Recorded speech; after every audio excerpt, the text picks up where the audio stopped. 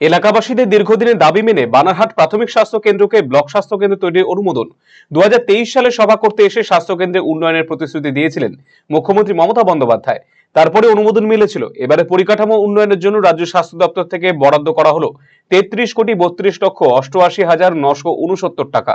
উপকৃত হবেন 22টি চা বাগান এবং 6টি বনবস্তি এলাকার সাধারণ মানুষ। খুশির হাওয়া চা বলয়ে। বুধবার স্বাস্থ্য ভবন থেকে সেই চিঠি এসে পৌঁছায় জেলা প্রশাসনের কাছে।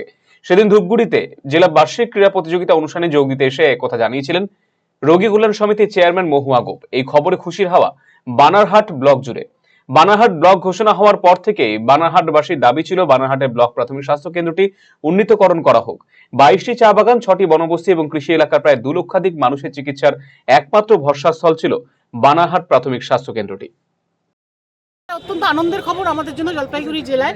মাননীয় মুখ্যমন্ত্রীকে প্রথমে আমরা ধন্যবাদ জানাই যে বানারহাটের মতো একটা জায়গা, যেটা চা বাগান অধ্যুষিত এলাকা, সম্পূর্ণ চা বাগানের মানুষ, ডুয়ার্স এলাকার মানুষ, যে হাসপাতালের উপরে হাজার হাজার রোগীর একটা চিকিৎসার জন্য তাদেরকে ভরসা করতে হয়, সেই দাবি যেমন প্রথমত তো পূরণ হয়েছে। বানারহাট নতুন ব্লক হয়েছে, ধূপগুড়ি ব্লক, বানারহাট ব্লকের পরে ধূপগুড়ি সাব ডিভিশন হয়েছে।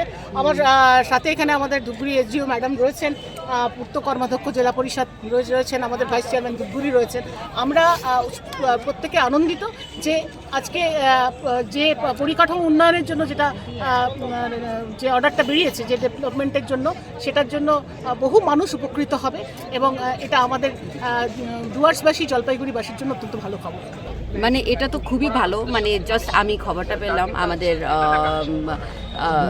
রোগী কল্যাণ সমিতি, আমাদের সভাপতি, ওনার থেকে খবরটা পেলাম, খুবই ভালো হয়েছে। আর আশা করি তাড়াতাড়ি কাজটা শুরু হবে। আর এই যে হাসপাতালটা হবে, সেটা অনেকজনই আমাদের এখান থেকে লোক মালবাজার যেতে হয়, অনেক সময় সে অসুবিধা হয়।